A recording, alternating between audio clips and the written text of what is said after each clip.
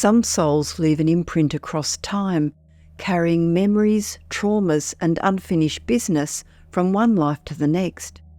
This is the remarkable story of Ben Day, a man who discovered memories of not just one but two past lives.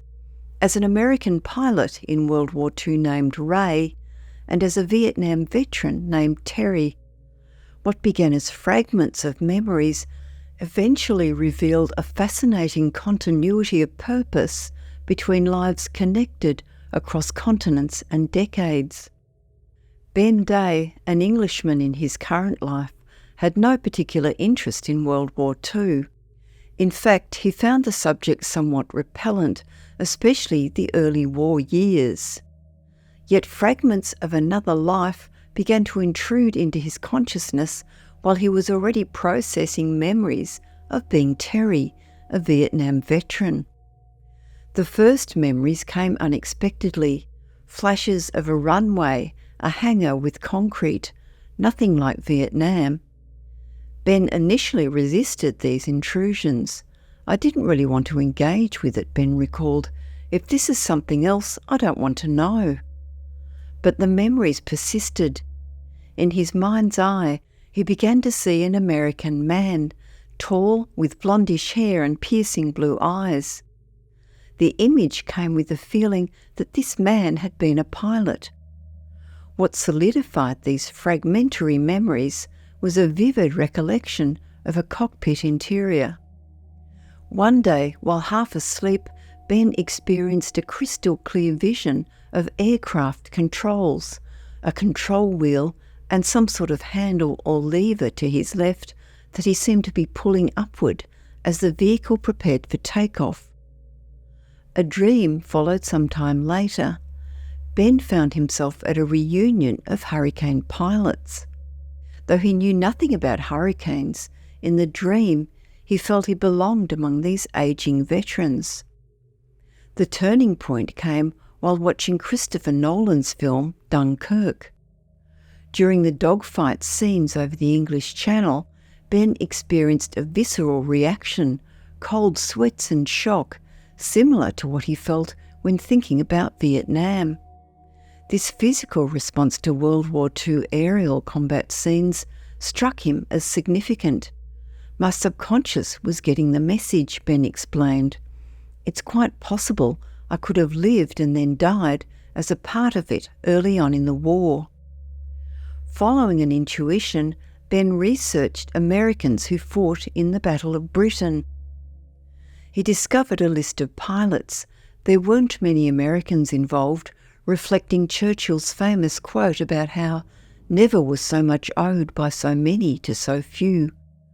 As he scanned the names, one stood out. Before even clicking on it, the country South Africa flashed through Ben's mind. A detail that made no sense given that he was looking at American pilots. Yet when he opened the pilot's page, he discovered the man had indeed been born in South Africa to American parents, holding American citizenship. The pilot went by the name Ray, using his middle name rather than his first, just as Terry had done in his Vietnam life. The photograph matched Ben's mental image perfectly. Light hair, blue eyes, the very face he had seen in his mind's eye. Ray had been a hurricane pilot who fought and died in the Battle of Britain in September 1940. A photograph showed Ray standing in front of a large aircraft, a Bristol Blenheim.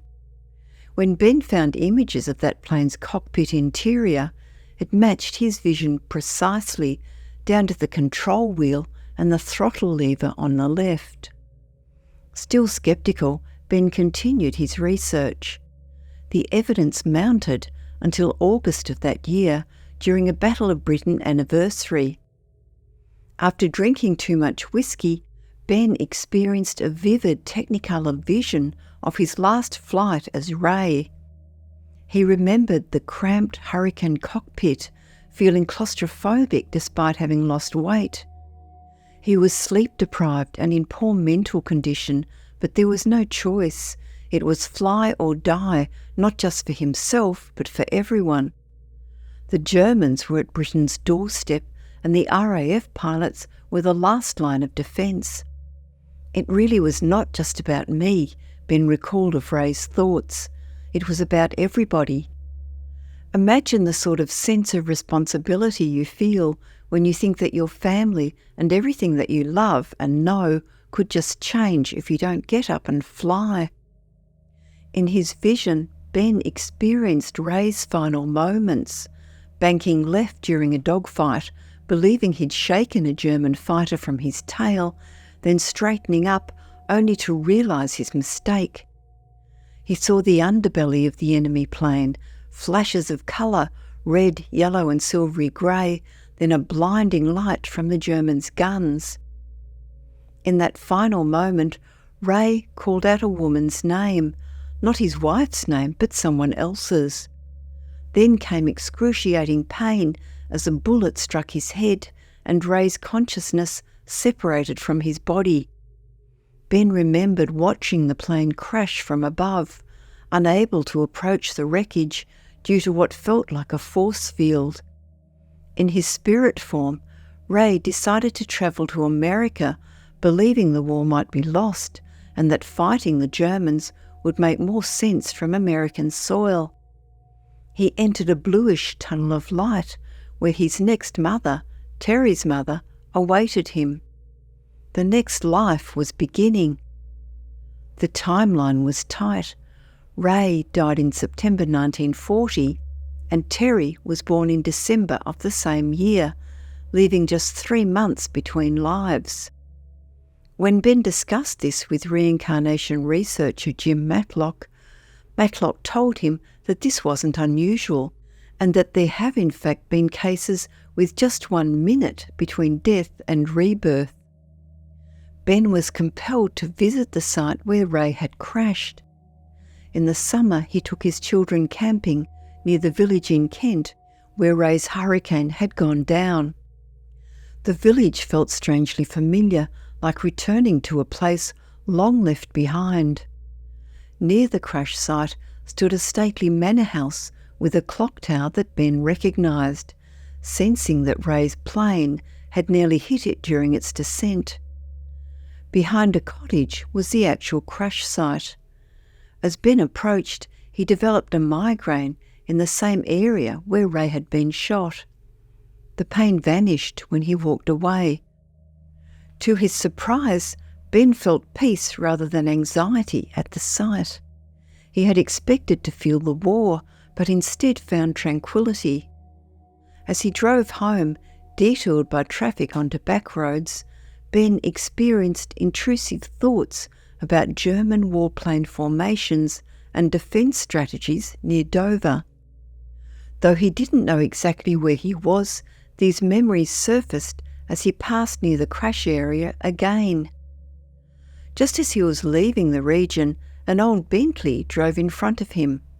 The winged emblem on the car reminded him of the RAF insignia, and remarkably, the licence plate contained the letters Ray, a sign Ben took as a goodbye. More significantly, after this pilgrimage, Ben no longer experienced panic attacks when sunlight hit the right side of his face, the side where Ray had been shot. This psychological wound, carried across lives, had finally begun to heal. But one mystery remained. Who was the woman whose name Ray had called out in his final moments? Ben knew from his research that Ray had been married with a young son only a few months old when he died, yet the woman he called for wasn't his wife. The question troubled Ben deeply. While searching newspaper archives for articles about Ray, Ben made a startling discovery. He found a news article from the early 1930s describing a car accident in northern England. Ray, then a Cambridge student, had been driving with a 19-year-old woman when their car overturned on icy roads. The woman was killed while Ray suffered only a broken arm and concussion. This is the lady whose name I'd said when I died, Ben realised. Though he hadn't been able to fully remember her name from Ray's memories, the emotional connection was unmistakable. The woman had died at just 19 years old in a rural village in northern England. Historical records showed that after her death, Ray went to study abroad in Canada, likely in an attempt to escape the pain and possible scandal of the accident. Maybe that's why I said her name when I was crashing in the hurricane, Ben reflects, because I said her name just as we were crashing in that car. Determined to complete this circle, Ben travelled to the woman's village in Yorkshire. He left flowers at the site of the car crash, then visited her grave in a peaceful churchyard. Unlike at the crash site, he felt no blame or negative feelings, only peace. As the sun set, Ben walked alone through the fields near where she had lived, finding himself talking aloud to her about everything that had happened since, about Ray's death, about Terry's life, about his own journey. He experienced a profound sense of peace that he describes as alien to his normal state of being. It was almost like coming home, Ben reflected. The connections between Ray, Terry and Ben reveal patterns across 3 lives. Ray, born in South Africa to American parents but raised in England, chose to reincarnate in America as Terry. Terry, despite being American, had strong Irish heritage, maintaining a European connection.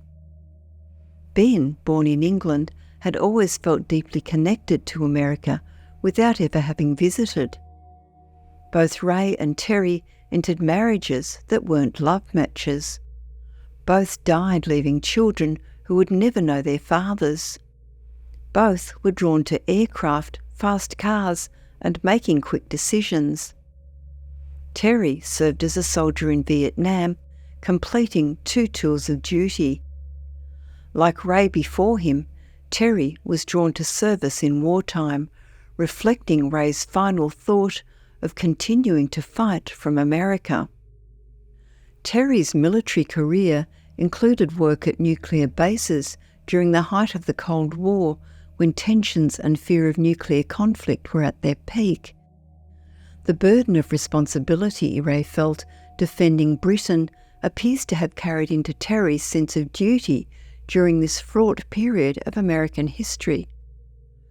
Ben sees clear personality parallels between Ray and Terry. Terry, like Ray, had a tendency to think rashly and impulsively when faced with a problem. This trait may explain why Ray, upon his sudden death, decided to reincarnate so quickly. Terry was someone who was very prone to quick and maybe not fully thought out solutions to things, Ben explained. And so I could imagine Ray may have gone, "Well, damn, I've been shot down.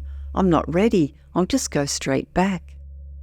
When Terry's home life was suffering, he chose to return to Vietnam for a second tour rather than stay and work through the problems. Ben believes this was because Terry, like Ray before him, felt more competent and useful in war than in dealing with personal difficulties. The trauma of Ray's experiences seems to have influenced Terry's life decisions in profound ways. Ben has one journey left to complete, visiting Ray's grave in southern England. Ray's father, a wealthy man who owned a manor house, had his son buried not where he fell, but in their family's village. "I want to feel how it feels to stand essentially at your own grave," Ben explained. "If I ever find Terry's grave, I'll get a sense of how that feels to stand at your grave." Finding Terry's grave presents its own challenges. Ben suspects Terry may have lived under a different surname if he became involved in certain government programs after Vietnam. The threads connecting these 3 lives suggest that unresolved trauma and love can persist across death itself. Ray's love for the young woman killed in the car accident, his sense of responsibility during the Battle of Britain, and his decision to quickly reincarnate in America all shaped Terry's life choices decades later. In this current life, Ben has finally had the courage to break patterns established in his previous incarnations. Where Ray and Terry both entered marriages without true love, Ben chose authenticity despite social pressures. Where his previous selves carried burdens of national responsibility and personal tragedy, Ben has sought understanding and closure. By acknowledging these past lives, by visiting the places where Ray lived and died, by honouring the woman Ray loved and lost, Ben began healing wounds that had persisted across 3 lifetimes and nearly a century of human experience. The Battle of Britain, where Ray gave his life, proved to be the turning point that saved England from German invasion. 2 crucial German decisions changed the course of history.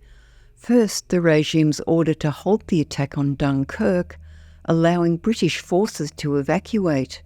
Second, the Luftwaffe's shift from military targets to London after an accidental civilian bombing provoked a British raid on Berlin. These decisions gave Britain's RAF the chance to defeat the Luftwaffe despite being outnumbered. By mid-September 1940, it was clear Germany couldn't gain air supremacy. German leadership postponed the invasion plans and eventually abandoned them entirely, turning their attention eastward toward Russia instead. Ray was one of the few Church immortalised in his famous speech. His sacrifice, along with his fellow pilots, changed the outcome of World War II. For Ben, understanding these connections has brought a sense of belonging that had eluded him throughout his life. The mystery of why he felt drawn to both England and America finally made sense. The inexplicable panic attacks triggered by light on the right side of his face found their explanation. The emotional patterns that had shaped his relationships gained context. "I've always had trouble feeling like I belong anywhere," Ben confessed, "but England was really important to Ray. I fell in love with the country as well."